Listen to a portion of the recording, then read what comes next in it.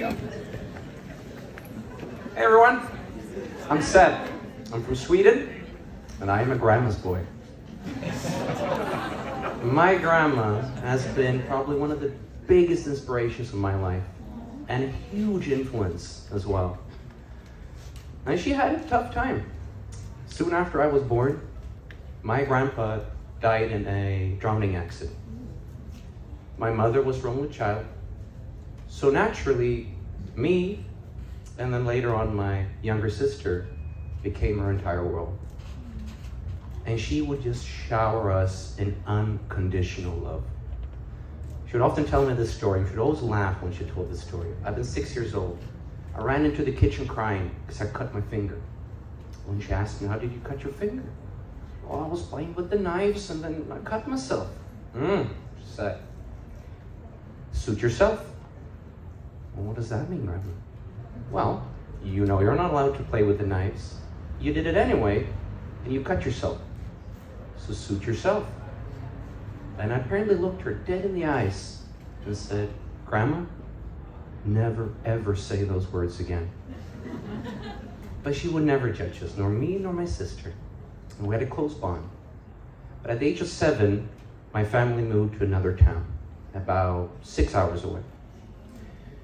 And this was the first time I started to experience distance from people I love. Now she will come visit for a couple of weeks now and then, and we would visit her. It was lovely. But there was another distance as well that started to grow within the family. So my father worked a lot, would come home rarely, but usually late at night, and we had a hard time connecting. My mother was great. She did everything she could have done, having a job herself, taking care of a 2-story house, and having 2 undiagnosed ADHD kids in the house. God bless her. But it was tough.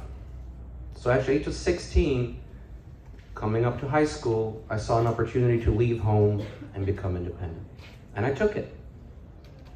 And by doing so, I increased that distance just a little bit more.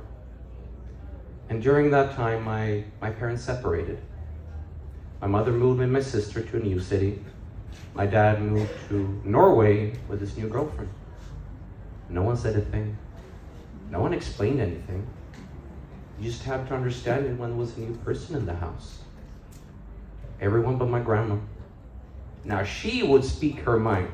She would sit down for a cup of coffee and she would dress every single elephant in the room like they were own kids. And she would do it with this ease. No problem. Just everyday stuff. Even though it was hard stuff. And I got really close to her. I mean, one thing she did once, I remember calling her. My mom was going to visit her over that weekend. And I asked her if my mom had arrived yet. And she told me, no, she's over at the hospital with your grandpa. Wait a second, my grandpa died. Oh, no, your biological grandfather. No one told you about that?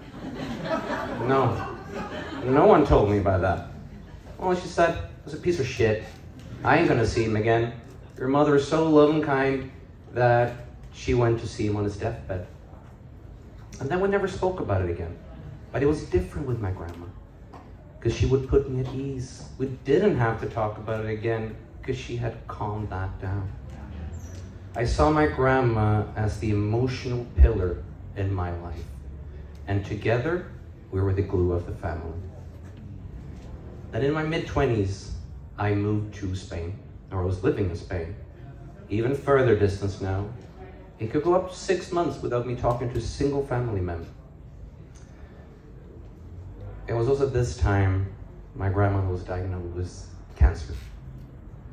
It hit hard, really hard. It was a pain I'd never felt before.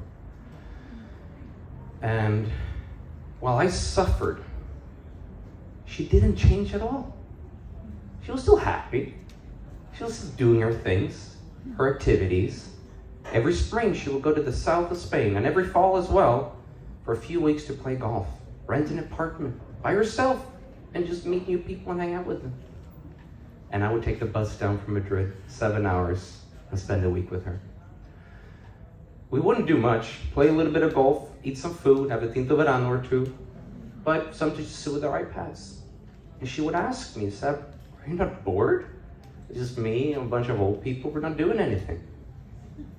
I was never bored around her. I was at ease. Around her, wherever she was the only place that felt like home. And we would talk about the hard stuff as well. Death, life, history, and that too. She would always talk with it, but this casual ease.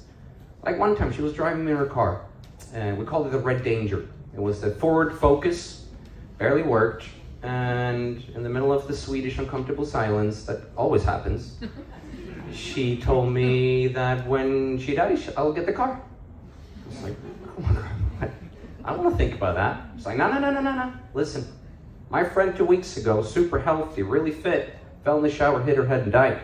It could happen any moment, and he just wanted you to know you get the car. I appreciate that. Good, Grandma. But then, of course, there would be a day when the call came. We didn't know it was going to be a month, a week, or a day. And I wasn't going to wait. I took the first flight I could from Spain to Sweden. I was the next day in the hospital, and I entered the room. She was laying in bed. My mom was sitting next to her. She smiled when I came in, but I could see she was in pain. And we chatted for a little while, till the nurses came in and they had to change her. And we thought it would be a good moment for me and my mom to go and grab some lunch. But on our way out, my grandma turns to me and she says, Seth, and she laughs a bit between the pain. She said, isn't it funny? Like, I watched you so many times in diapers, and now here I am, in diapers. But then she quickly turned to my mom and made it really clear that she had to go home and book that apartment for the next Spain trip. Because if you didn't book in time, you didn't get the one on the third floor in the corner, and she's right, it was the best one. And we promised, and we left. Now those would be her last words to us. When we came back that afternoon, she was unconscious, and we couldn't reach her.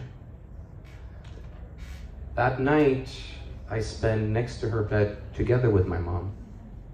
We're watching TV, having some pizza, and all of a sudden the breathing changes of my grandma.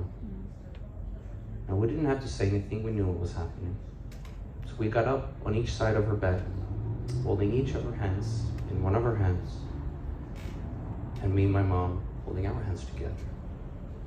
And I was standing in front of the moment that I had feared, even before the diagnosis. The biggest fear I had was to lose my grandma, my pillar, my partner that was keeping this family together. But then, a strange thing happened. As she took her last breath, in an instant, and I could feel it, the distance between me and my mother vanished. And ever since that day, we've been closer. We talk about our feelings. We ask the hard questions. And we share, genuinely share with each other. My grandma also taught me something very, very important. And that was to not let fear of death to get in the way of living life. That lesson came very well in handy a couple of years ago when my mother was diagnosed with Alzheimer's at the age 62. Now, that pain was just as hard as the other news I got. It's terrible. It's a horrible pain. But it was different this time. It eased up a little faster. And I'm genuinely happy that when I go see my mom these days, we are not sad. We are not anxious. We talk about these things, but we accept them and we cherish every moment we have together, like they were eternity. And I genuinely know that my mom is going to be with me forever, ever. Because my grandma, she is with me every single day. And I am forever going to be her little grandma's boy.